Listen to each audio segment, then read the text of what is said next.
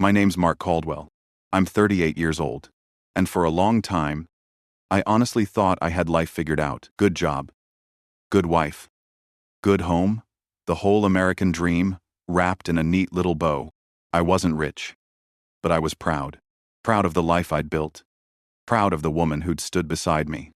And proud that I was the kind of man my father had raised me to be. I worked as a logistics supervisor for a freight company out of Dallas. Long hours. Night shifts.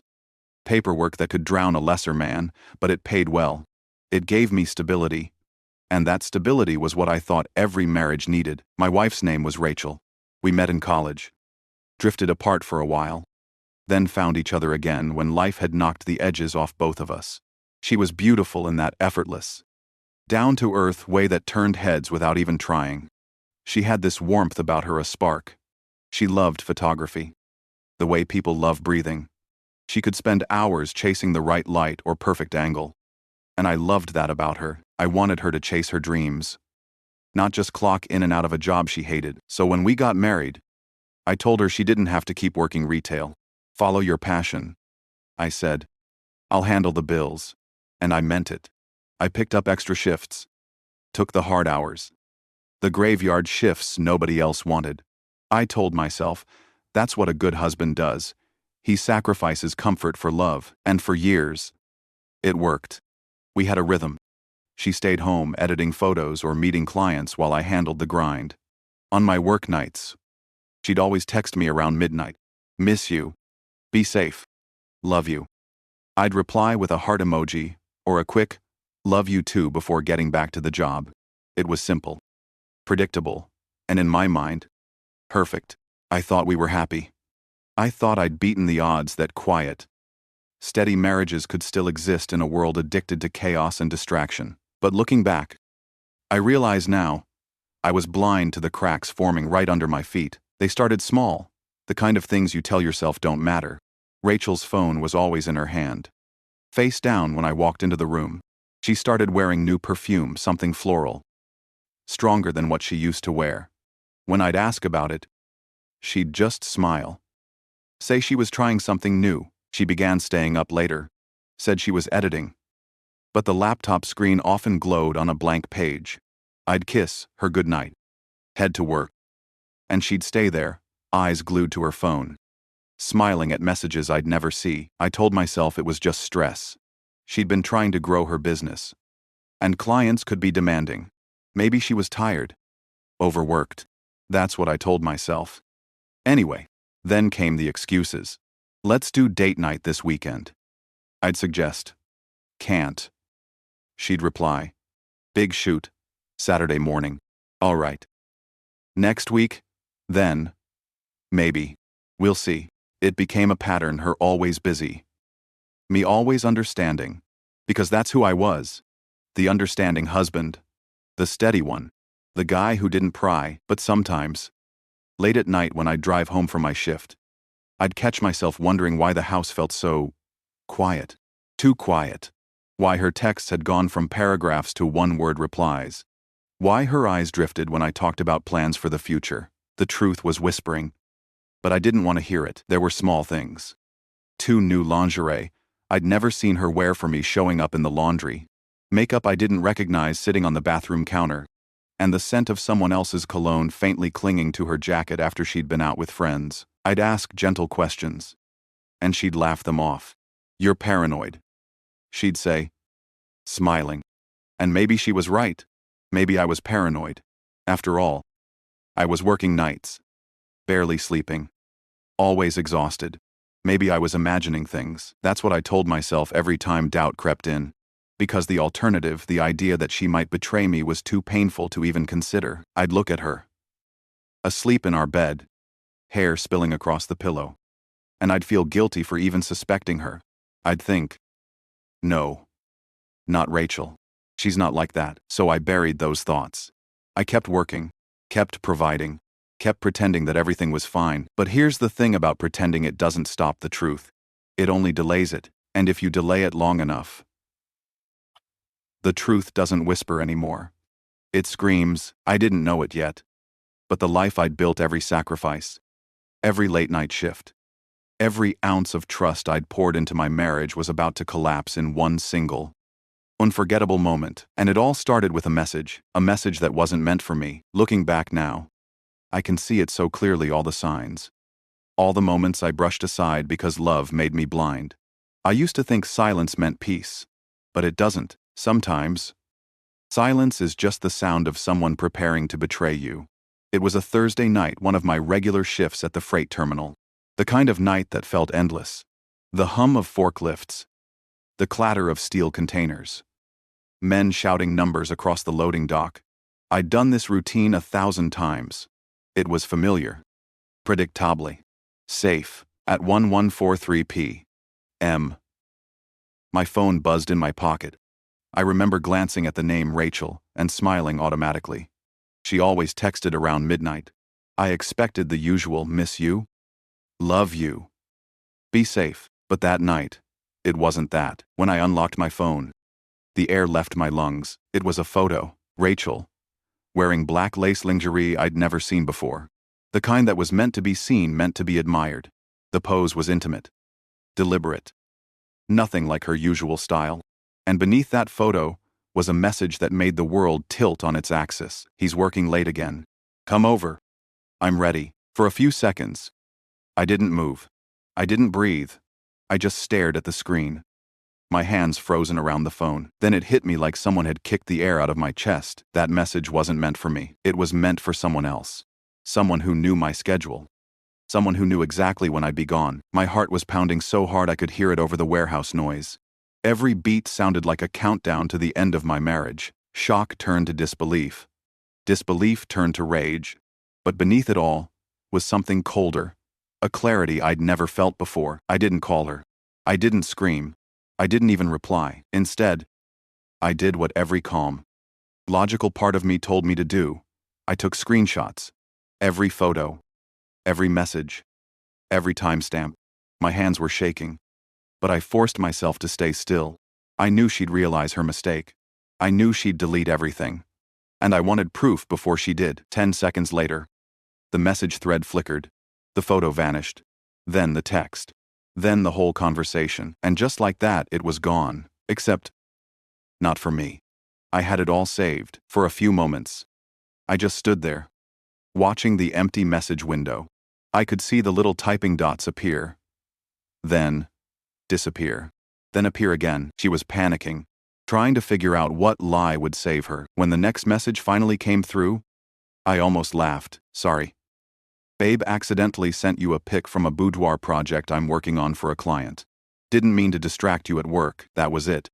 That was her excuse. No camera in the shot. No studio lighting. No client. Just her. Half naked. Whispering to a man who wasn't me. I stared at her message and felt something shift inside me. A line I didn't even know existed, snapped in two. It wasn't just betrayal anymore. It was disrespect. It was the realization that she thought I was that stupid, that gullible, that I'd swallow whatever lie she fed me just because I loved her. That's when the anger began to rise. Not the kind that makes you reckless. The kind that makes you focused. Sharp. I stepped outside into the cold night air. The warehouse lights glowed behind me. My hands were trembling. But my voice, my mind were steady. I called her name once under my breath. Then I whispered, "You just made the biggest mistake of your life." I knew if I called her, she'd cry. She'd spin another story. Twist the truth until it sounded like something I could almost forgive. But I didn't want her voice. I wanted evidence. That's when I called Jim Harrison, my neighbor. Retired cop. The kind of man who sees through lies before you even finish telling them. He answered on the second ring. "Jim," I said quietly, my voice shaking despite how hard I tried to steady it. "I think someone's at my house. I need your help." He didn't ask stupid questions. Just said, "Tell me what happened." So I told him about the text, the photo, the deleted messages, the lie that followed. He listened in silence. Then his tone changed, calm, professional, lethal in its precision. "Stay put. Give me 10 minutes to get eyes on your house. Don't do anything yet. Evidence first. Action second." His words cut through the fog in my brain. Evidence first. Action second. That phrase became my anchor, because every instinct in me wanted to drive home right then and there, to storm through that door and demand to know how long she'd been lying to me. But Jim was right. If I went off emotion, I'd lose everything: my freedom, my dignity, maybe even my future. So I waited. I walked circles around the parking lot, the cold wind biting at my face, trying to keep my thoughts straight, while my world collapsed in slow motion. I replayed every moment from the past few months, every excuse, every late night, every time she'd turned her phone face down when I entered the room. And suddenly, all the pieces fit together like a cruel puzzle I'd refused to see. My life wasn't perfect. It was a stage set: painted walls, fake smiles, rehearsed lines, and now the curtain had fallen. At 11:59 p.m., my phone buzzed again. It was Jim. His voice was low, steady. "Mark, there's a black sedan parked 4 houses down. Guy just walked up to your door." I stopped breathing. Jim continued. "He's got a key." That single word hit harder than any punch I've ever taken. A key. She'd given another man a key to my home. That's when everything inside me went quiet. No rage, no panic, just cold, focused purpose. Because now, it wasn't about emotion anymore. It was about justice. And I was going to make sure that when this night ended, she'd never forget what it cost her. I remember the moment I became a strategist instead of a man in pieces. It wasn't a dramatic switch, no lights, no sudden calm, just a hard, practical click in my head, where emotion gave way to a single, ugly clarity. I could ruin myself in a fistfight. Or I could ruin what she'd built with facts that couldn't be argued away. I chose the facts. Jim Harrison answered my call before I finished the sentence. Jim's the kind of man who doesn't rush to judgment. Retired after 30 years on the force. He's the one who taught me how to tighten a screw on a leaky porch rail and how to stomach grief after losing my dad. He has that cop patience, the kind that looks slow, but moves like a trap. When I told him what I'd seen, there was no surprise in his voice. Just that same flat, professional gear shift: evidence first, action second. He said 3 words that sounded small but felt like an order from a commander. He didn't tell me to go home and smash things. He didn't ask for my side of the story. He put on the parts of the plan that mattered: get eyes on the scene, document, back everything up, and keep me from doing something that would box me into a lawsuit or a cell. He parked 2 houses down in the dark and texted me when he was in position. I've got visual: black sedan, mud on the plates. That was Jim's speak for deliberate someone hiding their identity. Guy just walked up to your door. He messaged 5 minutes later. And then the line that made my breath go thin: he's got a key. A key. The idea of a key changed everything. This wasn't a stupid fling in a bar. It was premeditation. She'd given someone access to the place where we kept our life. That turned betrayal into theft. I drove home like a man on autopilot. The highway blurred beneath the truck tires. Radio muffled. Hands white on the wheel. Rage tried to pull me toward the emergency exit. The urge to crash into the driveway. Kick in the door. Make a scene. But Jim's voice echoed in my head: evidence first, action second. I felt the pull of both things at once, the animal and the methodical, and I let the methodical lead. When I pulled onto our street, Jim was there in the shadows, a silhouette against the porch light of his own house, phone in hand, and eyes on my place. He looked older than his years, but alert, like someone who'd been through worse and survived. He briefed me in 2 sentences where the car sat, which window showed light, movement in the guest room. No drama, just facts. We moved like that, quiet, practiced. Jim would hold his position for witnesses and video. I would go inside only if it made sense to, only if it wouldn't destroy the case we were building. He taught me something that night I'd never forget. Rage without structure is self-destruction. Anger is fine. Law is finer. Inside the truck, I did the things Jim told me to do. I went through my phone's camera and made sure the screenshots were safe. Uploaded them to a cloud I'd set up years ago for tax records and receipts. I messaged myself, sent copies to 3 different emails, and told Jim where they were. Redundancy, he said. Redundancy wins in court. I also grabbed the one thing I hadn't considered until I saw the guest room light: the baseball bat my father had given me the month before he passed. Not to use as a weapon, I told myself, but as an anchor to steady my hands if the moment came. It was a stupid, sentimental thing, wood worn where his swing had left a mark. I told myself I was bringing it because in a house we'd shared so much grief in, I wanted something that felt like family. It kept me human, kept me steady. As I walked to the front door, Jim reminded me, "We record everything. You don't raise your voice. You don't touch anyone unless you have to. Let me do the talking. Legal means more than blows." Those weren't instructions, those were rules for survival. He was thinking 5 moves ahead, like he'd learned from situations where men let heat erase their future. Standing at the threshold, I tasted the metal tang of adrenaline and the sour salt of betrayal. My mind was a checklist now. Gratitude and grief had melted into one cold pipeline.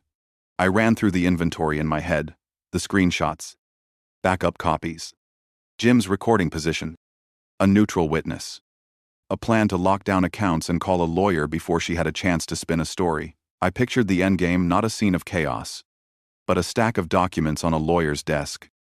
A court recording.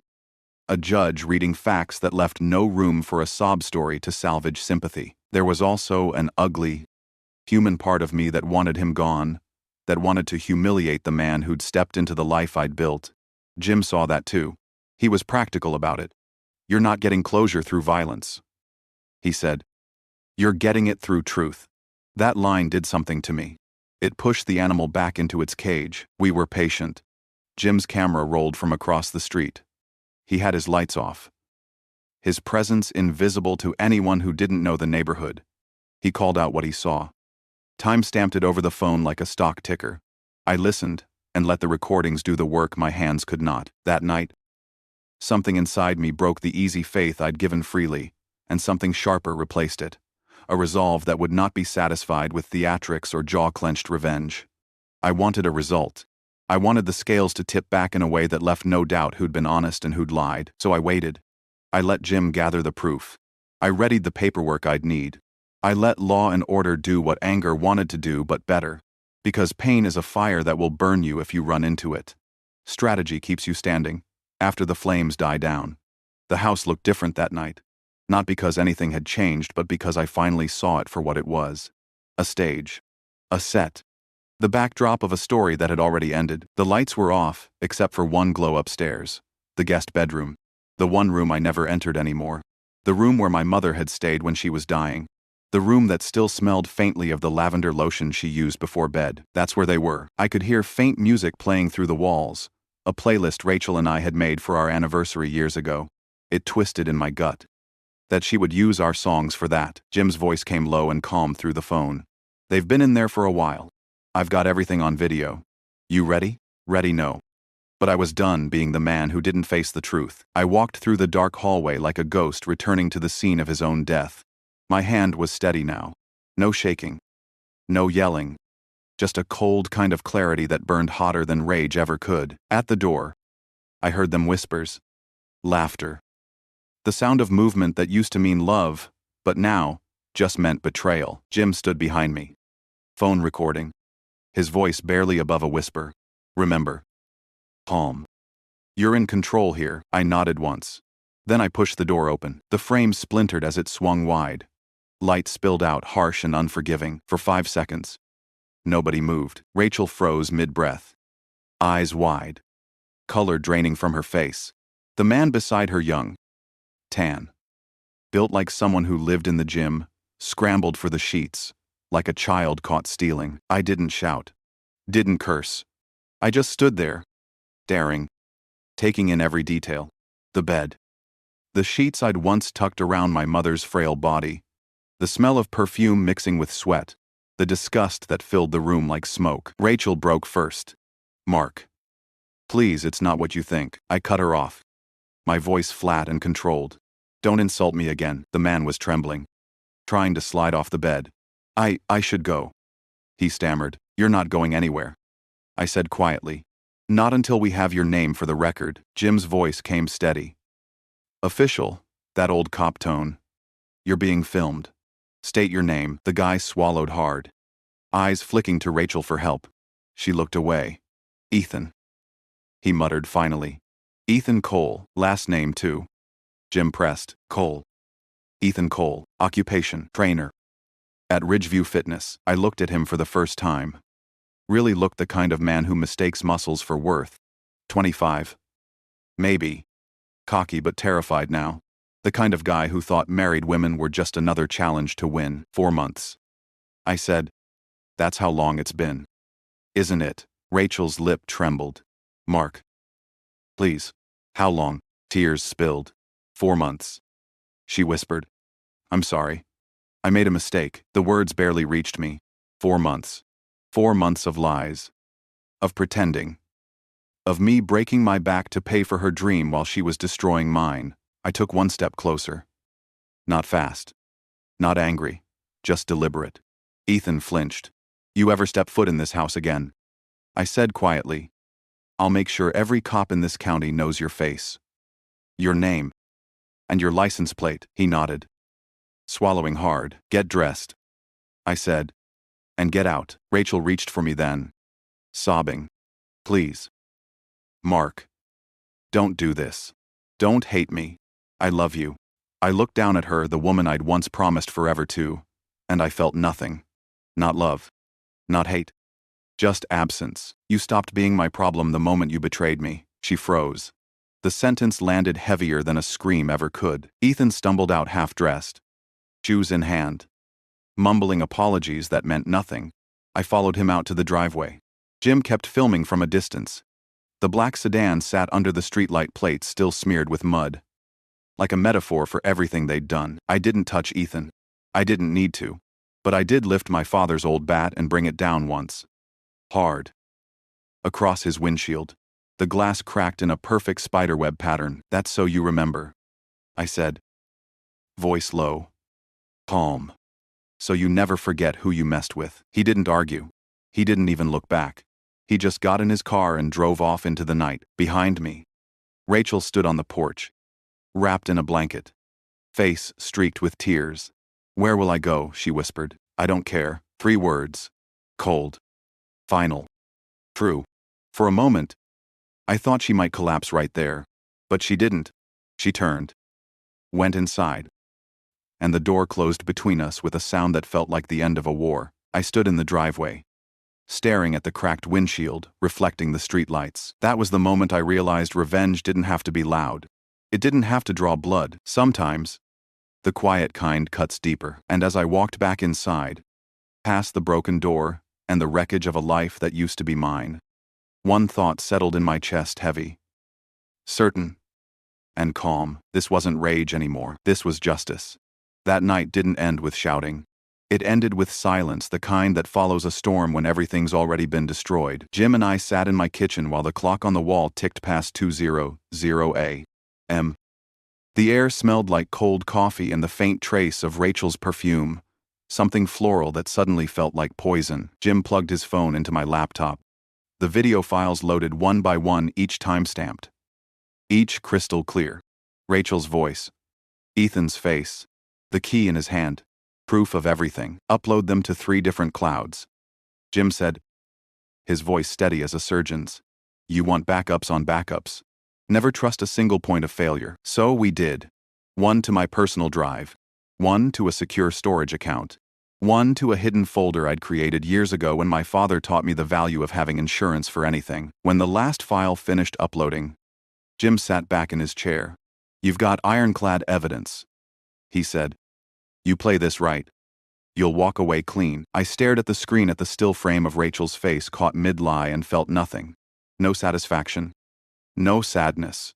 Just that cold, surgical calm that comes when you finally stop bleeding. Then I picked up my phone and made the call that would set everything in motion. Laura Pierce answered after 2 rings. Even at that hour, she sounded alert, sharp, efficient, like someone who never really sleeps. Pierce Law. Who's calling? My name's Mark Caldwell, I said evenly. My wife's been having an affair. I have evidence, video, photos, timestamps, witness statements. I want the cleanest divorce you can deliver. There was a pause. Then a slight shift in her tone, that predatory kind of interest lawyers get when they smell blood. Email everything to me right now. I'll call you at 8 sharp. By sunrise. The files were in her inbox. By noon, she'd already started the paperwork, but there were 2 more calls I had to make. The first was to Rachel's father, Robert. A man who had once called me the son he never had. He answered groggily. his voice thick with confusion. "Mark."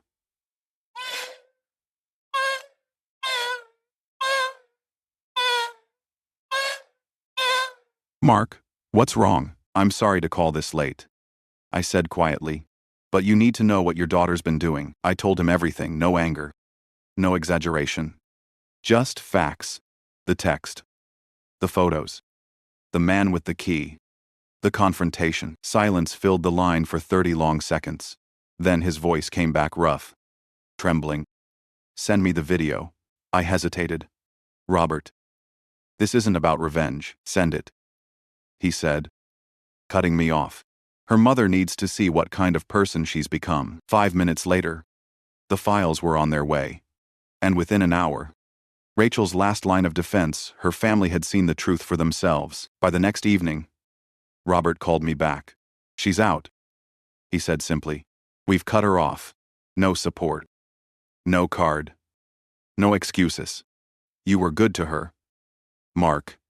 Better than she deserved." I didn't know what to say, so I just said, "Thank you." Over the next 48 hours, everything unraveled for Rachel. Laura Pierce moved faster than I expected. By Monday morning, she had filed the petition. Joint accounts frozen. Car titles secured. The house under my sole ownership. Utilities. Streaming. Credit cards all transferred or shut down. Laura called it asset isolation. I called it justice. Rachel's world started shrinking overnight. Her parents wouldn't answer her calls.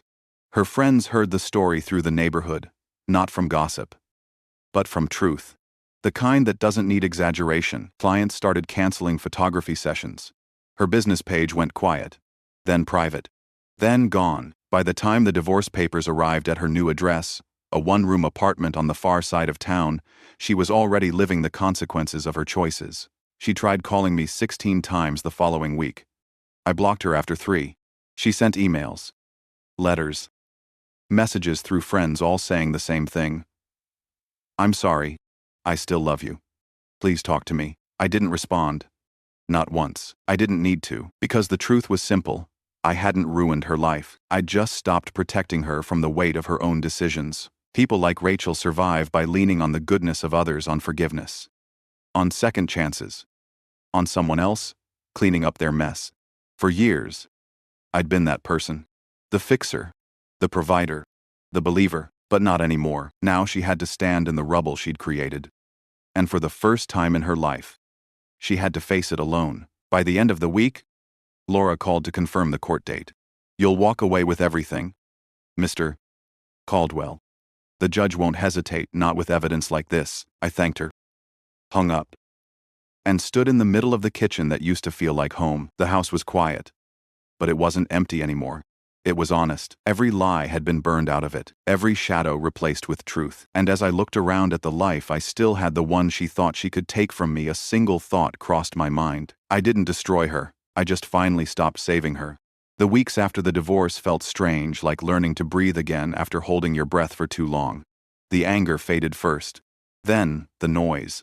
Then, finally, the emptiness. I started going to the gym every morning before work. At first, it was just something to fill the hours.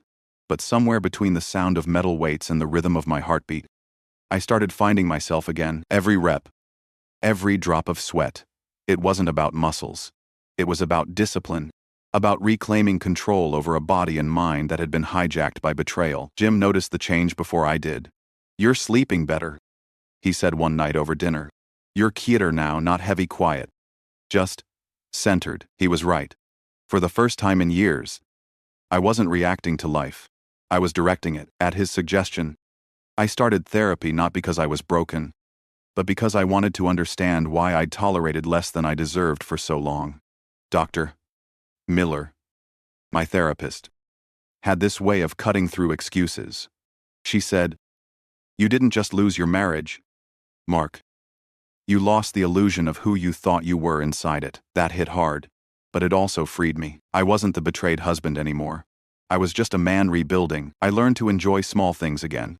Cooking my own breakfast, watching a game without checking my phone, sleeping through the night without wondering who was awake on the other side of the bed. And then, one ordinary Saturday, it happened. I was at the grocery store, standing in front of a wall of pasta sauce, trying to remember which kind I used to buy before life got complicated. That's when I heard her voice.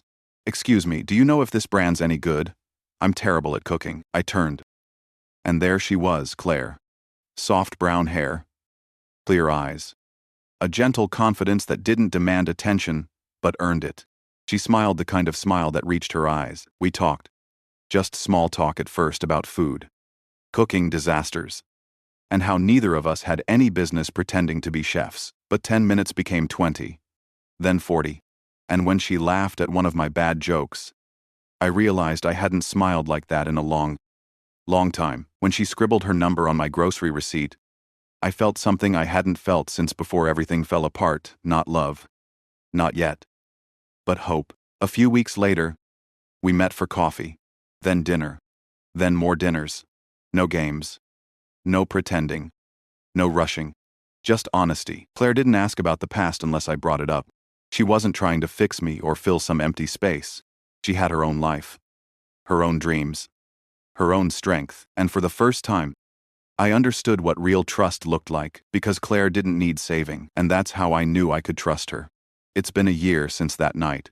A year since the text that shattered the life I thought I had and handed me back the life I was meant to live. I still live in the same house, but it doesn't look the same. I repainted the walls that once heard lies.